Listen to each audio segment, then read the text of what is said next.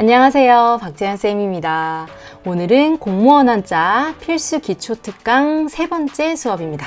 여러분들이 썸네일에서도 보셨다시피 오늘 배울 한자의 부수들은 동물과 관련된 한자들이에요.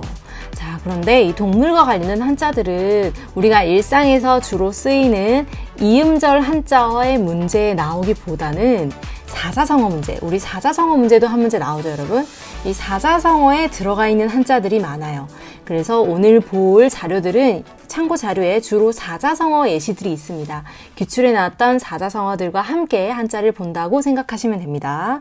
자, 그러면 프린트를 통해서 수업을 들을게요. 여러분들 4번 동물과 관련된 한자 보이시죠? 자, 좀 크게 키워서 여러분들이 한자를 잘 볼 수 있게끔 화면을 확대하겠습니다. 첫 번째 동물은 우리에게 아주 친숙한 동물 멍멍이들 개와 관련된 한자예요. 개의 가장 중요한 특징 어떤 게 있죠, 여러분? 꼬리죠. 그래서 이 개의 견자는 큰 대자에 이렇게 점을 하나 찍으면은 개 견자가 됩니다. 그런데 개의 견자는 다른 한자의 붓으로 쓰일 때는 이 개의 옆모습, 앞다리와 뒷다리를 생각하시면 돼요. 이렇게 개의 옆모습을 형상화해 놓은 이러한 모양이 바로 개와 관련된 부수예요. 자, 한자를 한번 살펴볼게요. 참고 자료에 토사구팽이라는 사자성어가 있죠. 자, 강조를 해볼게요. 토사구팽. 한자 하나하나의 뜻을 보니까 토끼가 죽으니 개가 삶았다. 이거 무슨 뜻이죠, 여러분? 자, 옛날에는 이 아주 똑똑한 토끼들을 잡기 위해서 사냥개들을 훈련시켰어요. 그런데 이 토끼가 잡힌 거죠. 토끼가 죽자 사냥개를 삶았다라는 거는 이 토끼를 잡기 위해서 우리가 사냥개를 수단으로 썼는데 그 토끼가 죽으니까 이 개를 삶아 먹어버렸다. 이런 뜻이죠. 이 토사구팽은 여러분들이 정치 기사란에서 아마 주로 봤던 사자성어일 거예요. 우리가 나를 도와주던 누군가를 내칠 때 쓰는 사자성어입니다. 우리가 이 사자성어를 인용해서 팽당했다 이런 말을 쓰죠. 그게 바로 이 토사구팽에서 나온 사자성어예요. 나를 도와주던 어떤 누군가를 내쳐야 되는 상황을 나타낼 때 토사구팽 이런 말을 씁니다. 두 번째는 견마지로라는 사자성어가 있어요. 이때 견자가 바로 개의 견자입니다. 자, 말맞자는 뒤에 곧이어서 나올 한자예요. 이 개와 말, 어조사 지자는 무엇의라는 조사로 의미를 해석하시면 됩니다. 그러면 개와 말에 힘쓸 노자예요. 노동할 때 노자입니다. 힘력자가 밑에 있죠. 불화자가 두 개나 있네요. 자, 그러면 개와 말의 노력이라는 건 무슨 말일까? 이 개와 말의 특징은 주인에게 충성을 다하는 동물이죠. 예전에는 아주 개와 말과 가까운 생활을 했을 겁니다. 그런데 개와 말의 노력은 개와 주인에게 충성을 하듯이 이 신하가 임금에게 충성을 다한다 이런 뜻으로 주로 쓰이는 사자성어입니다. 그래서 자꾸 보잘것없는 노력이라고 직역을 하자면 그렇지만 의역을 하자면 임금이나 혹은 국가에 충성을 다하는 신하를 나타낼 때 견마지로다, 견마의 노력이다 이런 말을 씁니다. 자, 그래서 개견자는 토사구팽 기억하시고요. 그 다음에 견마지로 할 때 견자, 개견자 기억하시면 됩니다. 자, 다음은 양양자예요.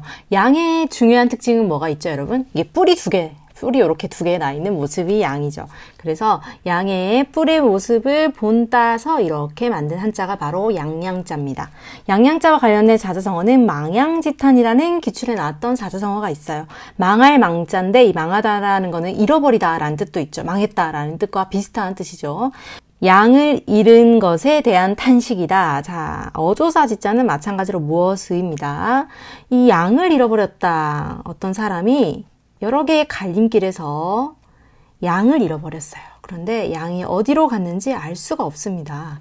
그때 양이 어디가 있는지 알 수가 없다라고 탄식을 했는데 이 망양지탄이라는 뜻은 사실은 우리가 일상에서 쓰일 때는 이 학문의 길이 너무 여러 가지라서 너무 많고 복잡해서 다 이룰 수가 없다라고 해서 안타까움을 나타낼 때 주로 쓰는 사자성어예요. 자, 망양지탄은 어떨 때 주로 쓰인다고요? 학문의 길이 아주 넓고 복잡해서 다 이룰 수가 없음을 안타까워할 때 쓰이는 사자성어입니다.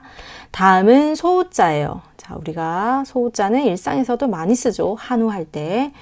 자, 소자도 마찬가지로 이런 모습이었지만 자, 이걸 알 필요 없습니다. 이렇게 소의 모습을 본다는 글자가 있다. 관련된 사자성어는 교각사루라는 사자성어가 있습니다. 교자는 우리가 교정하다 할 때 바로잡을 교자예요. 각자는 마찬가지로 각자도 한번 보세요. 여러분 뿔각자입니다. 이제 뿔의 모습을 본다는 거죠. 이렇게 쓸 수 있습니다. 살은 죽일 살자예요. 우자가 바로 소자입니다. 직역을 하자면 뿔을 바로잡다가 소를 죽인다 라는 뜻이에요. 자, 소의 뿔을 바로잡으려 하다가 오히려 소를 죽게 만들었어요. 어떤 상황에서 쓰이는 사자성어일까요? 작은 것을 바로잡으려다가 큰 일을 놓치게 되는 상황. 이것과 관련된 우리가 속담도 있죠. 빈대를 잡으려다가 초가 삼간 다 태운다. 또 비슷한 사자성어도 하나 있어요. 소탐대실. 그래서 아주 어리석게 작은 것을 바로 잡으려다가 큰 것을 망치게 되는 상황과 관련된 사자성어가 바로 교각사루다. 그때 우자는 소자다. 이렇게 기억을 하시면 됩니다. 자, 다음은 말맞자예요. 말은 여러분 어때요? 다리가 4개고, 그죠? 이렇게 다리가 4개 막 빨리 달려가는 모습이 말의 특징이죠. 그래서 말맞자는 긴 상체와 밑에 이제 다리가 이렇게 좀 말과 많이 유사하게 생긴 한자라고 생각을 합니다. 말맞자예요. 말의 옆모습이래요. 자, 말맞자는 여러분들이 이제 말탈 기자 이렇게 타다와 관련된 한자도 있다라는 거 생각을 해주세요. 옆에다가 이렇게 기자 발음 나는 한자를 붙이면은 말탈 기자가 됩니다. 꼭 말을 타는 상황이 아니라 무엇을 타다 할 때 관련된 사자성어가 또 나와요. 자, 그럼 첫 번째는 주마, 간사, 많이 나오는 사자성어죠. 달릴 주자입니다. 말을 타면서 산을 본다. 자, 여러분 말이 얼마나 빨라요. 그죠? 말을 타고 가면서 산을 보면은 경치를 자세히 감상할 수 있을까요? 절대 그렇지 않죠. 그래서 우리가 사물의 겉모습만 대충 훑어보고 안에 속된 의미를 알지 못한다 라고 할 때 주마간산한다 라고 관련된 사자성어를 씁니다.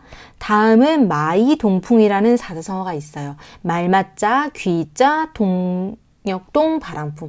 여러분 봄이 되면은 봄바람이 따뜻한 동쪽에서 불어옵니다. 겨울은 북풍이 불죠.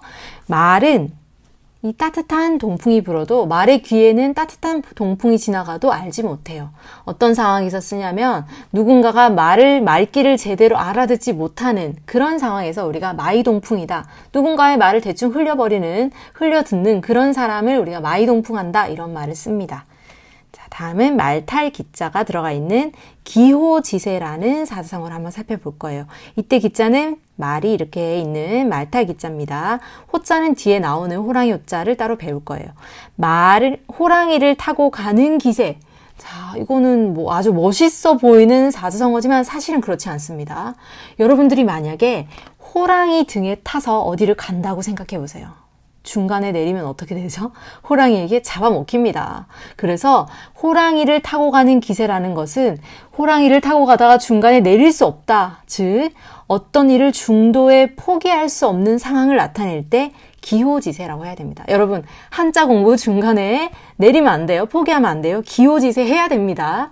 그래서 무언가를 중도에 포기할 수 없는 상황을 나타낼 때 기호지세다 이런 말을 씁니다.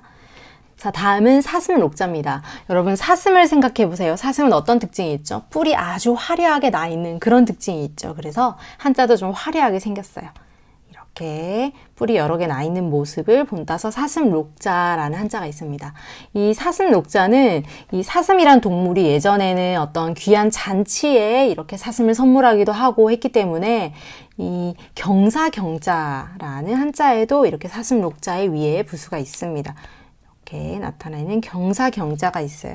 여러분 경회로, 경복궁에 있는 경회로 할 때 예전에 잔치를 베풀던 그 경회로 할 때 이 경자가 경사경자예요. 자, 사슴록자 관련된 사자성어를 볼게요. 아주 유명한 사자성어죠. 지록이마라는 사자성어가 있습니다. 지자는 여러분 이 지자 앞에 있는 이 한자 부수를 잘 보세요. 손과 관련된 부수죠. 손수가 다른 한자의 부수로 가면은 이렇게 2개의 손가락이 된다고 했습니다. 자, 가리킬 지자의 사슴록, 사슴을 가리켜서 말이라고 한다. 자, 누군가가 저에게 분명히 사슴인데 사슴을 가리키면서 저건 말이야 라고 하면은 어떤 상황을 나타내는 걸까요? 저를 속이는 상황을 나타낸 거겠죠. 이거는 중국 고사에 나왔던 사자성어입니다. 아랫사람이 신하가 임금을 모시고 산책을 가다가 전하, 저 동물은 말이라고 합니다 라고 윗사람을 농락하는 상황. 그죠? 이 간신배들이 주로 나타나는 상황에서 쓰였던 사자성어겠죠. 그래서 아랫사람이 간사함께로 윗사람을 속인다 라는 뜻에서 나타내는 사자성어가 바로 지록위마라는 사자성어입니다. 다음은 범호자, 호랑이 호자예요. 호랑이 호자는 이렇게 씁니다. 호랑이의 가죽을 본따서 호랑이의 무늬, 호랑이 가죽의 어떤 무늬를 나타내는 한자다 이렇게 생각하시면 되고요. 호랑이 호자가 들어가 있는 사자성어는 호가호위라는 사자성어가 있습니다. 자, 이때 호자는 앞에 호자는 여우 호자고 뒤에 나온 호자가 호랑이 호자예요. 여우가 호랑이의 위엄을 빌린다라는 뜻입니다. 여러분들 아마 한 번쯤은 들어봤을 사자성어예요. 이 여우가 뒤에 호랑이를 세우고 등장을 하니까 다른 동물들이 모두 무서워서 달아나는 겁니다. 이거는 여우를 무서워서 달아나는 게 아니죠. 이런 상황은 어떤 상황이냐면 힘이 없는 약한 사람이 힘이 센 사람의 권세를 빌려서 당당하게 행동하는 허세를 부리는 그런 상황에서 나타내는 사자성어예요. 다음은 물고기 어자입니다. 자, 물고기 어자는 물고기의 몸통과 지느러미, 비늘, 이런 지느러미를 본따서 만든 한자가 물고기 어자입니다. 자, 이러한 물고기 어자가 들어간 사자성어는 아주 유명한 연목구어라는 사자성어가 있습니다. 연목구어, 나무에 올라가서 물고기를 구한다라는 뜻이에요. 우리가 어떤 목적을 달성하기 위해서 잘못된 방법으로 목적을 달성하려고 하는 상황을 연목구어라고 합니다. 자, 연목구어. 그래서 어자는 이렇게 기억을 해 두시고요. 자, 다음은 아주 중요한 조개패자라는 한자예요. 자, 이 한자는 이 한자가 이렇게 파생되는 한자가 많기 때문에 되게 중요하고 기출에서도 종종 나오는 한자들이 들어가 있는 한자가 바로 조개패자입니다. 조개패자는 조개의 모습을 본따 만든 글자입니다. 여러분, 조개 이렇게 생긴 조개의 모습을 본땄다고 보시면 돼요. 이제 눈목자의 밑에 이게 달려있는 발 같은 모습인데 이렇게 조개의 모습을 이렇게 본땄다고 보시면 됩니다. 실제로 사용될 때는 여러분 조개라는 뜻보다는 예전에는 한자는 제가 1강에서 말씀드린 적이 있죠. 갑골 문자에서 시작을 했다. 어떤 아주 원시적인 생활을 할 때부터 만들어진 문자이기 때문에 이 조개라는 것은 지금으로 따지면은 돈과 관련된 무언가를 물물 교환할 때 썼던 돈과 관련된 한자입니다. 그래서 돈이라는 의미로 많이 쓰여요. 그래서 화폐나 빚과 같이 주로 돈과 가치와 관련된 한자에 많이 쓰인다. 그래서 중요한 한자입니다. 자, 조개패자가 들어간 한자들 한번 볼게요. 조개패자에 제자 발음이 나는 한자를 쓰면은 재물제자가 돼요. 재물, 재산할 때 쓰이는 제자가 바로 이 제자입니다. 그 다음에는 재물자자가 있어요. 이것도 마찬가지로 자자 발음이 난 한자에 조개패자가 들어가 있는데 뜻과 관련된 의미로 쓰이기 때문에 재물자자가 됩니다. 그래서 자본, 자산할 때도 이 조개패자가 들어갑니다. 다음엔 마찬가지로 대화, 우리 화자는 우리 일상에서 많이 동화됐다 할 때 화자입니다. 변하다라는 뜻인데 이 화자 발음 밑에 또 조개패자가 쓰이면은 재화할 때 화자예요. 그래서 우리가 많이 쓰는 화폐 할 때 화자가 이 조개패자가 밑에 들어가 있다라는 거죠. 통화량 할 때도 밑에 조개패자가 들어가 있습니다. 자, 다음은 갑가자입니다. 우리가 가치 할 때 가짜죠. 마찬가지로 이렇게 밑에 조개패자가 들어가 있는 한자가 나와요. 갑가. 다음은 사다, 팔다 라는 뜻을 가진 우리가 매매하다 할 때 한자에 모두 사고 파는 것도 돈과 관련된 거니까 이 조개패자가 들어가 있는 겁니다. 자, 살매자부터 볼게요. 살매자는 이렇게 물건이 위에 있다라고 생각하시면 돼요. 살매자입니다. 살매자의 위에 이런 선비사자가 들어가면 이게 사실은 밖으로 나가다 라는 뜻이 나갈 출자가 변형된 한자예요. 그래서 살매자는 저는 외울 때 사다, 팔다, 팔다가 팔이니까 한자가 위에 더 있다. 이렇게 단순하게 암기했던 기억이 납니다. 그래서 팔매자는 이렇게 매매할 때 팔고 사는 것을 우리가 매매라고 합니다. 매매. 한자가 이제 보이시죠? 다음에 팔판자도 있어요. 이것도 이제 판 이렇게 발음 날 수 있는 한자 앞에 조개패자가 쓰여서 팔다 할 때, 판매할 때 팔판자가 되는 겁니다. 사고 파는 것에 다 조개패자가 들어가 있는 거, 그걸 지금 보시는 거예요. 다음에는 질부자예요. 질부자는 이렇게 사람이 이렇게 위에 올라가 있는, 그래서 부채, 우리 빚을 부채라고 하죠, 한자로. 그래서 질부자는 이렇게 사람의 밑에 조개패자가 있으면 질부자가 되는 거예요. 자, 다음은 꾸짖을 책자입니다. 우리가 책망하다, 책임지다 할 때도 이렇게 막대기 여러 개로 사람에게 이제 돈을 벌어오라고 꾸짖다, 막 이렇게 이해를 하시면 돼요. 꾸짖을 책자에도 이렇게 조개패자가 들어가 있다. 책망하다, 책임지다. 자, 다음은 빛의 자예요. 이 빛의 자는 여러분들이 1강에서 제가 채용하다 할 때 이거 빛의 자가 잘못 쓰였어요. 그래서 이게 틀린 답입니다. 라고 말씀드렸던 그때 등장했던 한자입니다. 빛의 자는 빚을 지다 라는 뜻이니까 또 마찬가지로 돈과 관련된 이 조개패자가 밑에 있는 거겠죠, 여러분. 그죠? 채용하다 할 때는 사람을 뽑는 거니까 이 빚을 지다 라는 뜻과 상관이 없겠죠. 빛의 자는 이 꾸짖을 책자에 이 사람이 이제 빚을 졌기 때문에 꾸짖는다. 이렇게 생각을 하시면 됩니다. 이렇게 쓰이면 어떻게 된다? 빚채자가 된다라는 거에서 채무할 때 채자가 이 빚채자가 쓰였겠죠.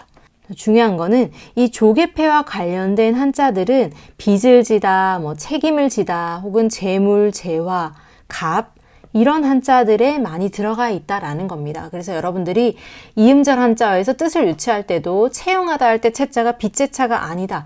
이 정도의 어떤 안목이 필요하다라는 거죠. 자, 이렇게 세 번째 한자 특강이 끝이 났습니다.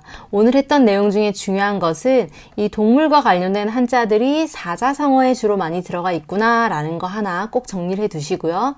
두 번째는 마지막에 조개패에서 생겨난 다양한 한자들이 돈이나 혹은 사고 파는 것 혹은 가치, 마지막에 빚을 진다 할 때 빚채자까지 이렇게 조개패자가 들어가 있구나 라는 것을 꼭 복습을 하셔야 됩니다. 오늘 배웠던 내용도 네이버 카페에 윌비스 검찰팀이라고 쓰시면 무료로 가입해서 또 무료로 파일을 다운받을 수 있도록 제가 업로드를 해드리겠습니다. 자, 오늘도 여러분 고생하셨고요. 우리는 네 번째 영상에서 만나요. 수고하셨습니다.